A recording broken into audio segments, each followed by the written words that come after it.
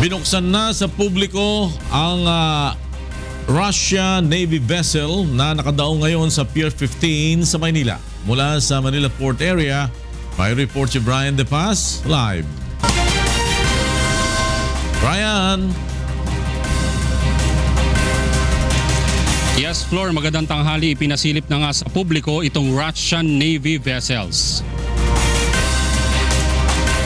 Ito yung large anti-submarine ship at large sea tanker. Mahigpit ang ipinatutupad na seguridad bago pumasok dito sa loob ng Pier 15. May inihandang shuttle service sa mga tao ang port agent upang dalhin sa aboard Russian Navy vessel. Ayon sa ilang nakapanayam natin, nais nilang makita ang Russian Navy vessel warship at naniniwalang malaki ang magagawa ng pakikipag-alyansa ng bansa sa Russia.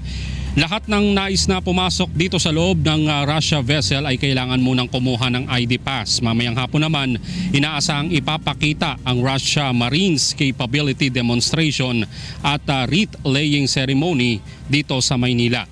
Matatandang nung Martes dumating sa bansa ang Russia Navy vessel at unang pagkakataon umano ito na magkakaroon ng Navy to Navy interaction.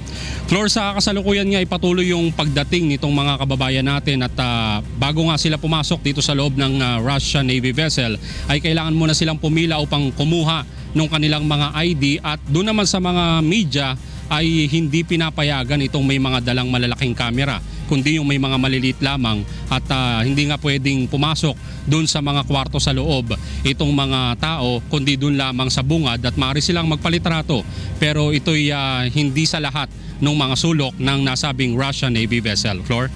Maraming salamat sa Brian De Paz, nag-ulat mula sa Manila Port area.